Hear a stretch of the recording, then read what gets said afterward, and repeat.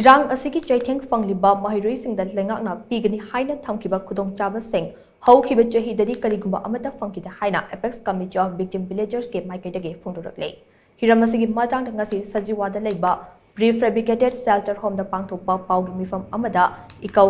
sadu yengkuman dolai thabi lejan pokpe maiden pat amade sadu lampaki apunba body ama oiriba apex committee of victim villagers ke convener Govt'S damena hai Irang asida tumna mai chakraba yum singi compensation ga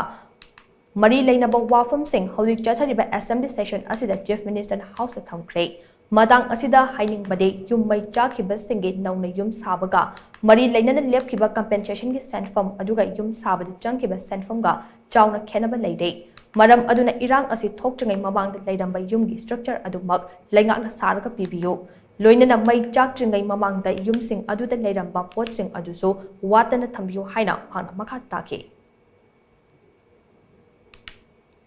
Honorable Chief Minister, Government of Manipur na, akhoi victim oiraba third May ta thokiba thodok aduda yum mai tumna sakraba yum sing adugi compensation ki matang da mana habi kheba amount sing adu akhoi gi leijariba construction hana physically leramba construction aduga Government of Manipur ki maikadi thambireba statement tuga akhoi ka yamne contradict oibadagi victim ki maikaida ki wafam asi hangatsari madudi sarkar na lepiba amount aduna akhoi ki han ki leijaramba yum sing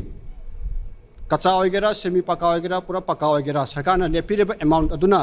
akhoi ki hana lan si thok tringai da leramba akhoi isa gi yum do adugumna sabiyu Paugi mifam aduda saruk yakiba apex committee of victim villagers ke co-convener W Rabi Maitai na hai Irang asigi chaitheng fangliba mahiroi singe mahai masin tambaga mari lainana makhoi admission tuition amadi transportation fee na chingba sing asin lengang na pigani haiba wafam phongdokkiba leire hiramasigi matangda Manipur lenga ki chief secretary ga unaduna wari sanabada mari lainaba DC ga pau faunanaba khangalake DC ga amuk unaba matamdade nongbada mi amomamda piriba lupa marifu manga gi sendform asina yana basinbiyo hairake wafam asi chief secretary da amuk haiba matamda DC da khanghan khrabani haina chief secretary na phongdorake matang asida hangingliba wafam de nongbada piriba lupa marifu manga gi sendform ase angang singi mahai masin tambagira natraga nongbada changdaba yadraba acha athaki polam sing leinabra haibasine Aikoi apamadi chief minister na mahiroi singi damak pigani haina phongdokiba wafam sing ado thabakta onthokpiyo Housing Chathariba Manipur Legislative Assembly session asida haiba wafam sing ase thabakta onthoknaba wadef ama laubiyo hainasu mangna maka chana phongdokhe Government na schooling ki fee transport emission karika loina bibi na habidagi chief secretary unaru matungda DC da amtang concern obiyo na DC chalo matamda DC da haru matamda DC na haiba policy government gi oiba pota norms ta leite aduna 85 rupees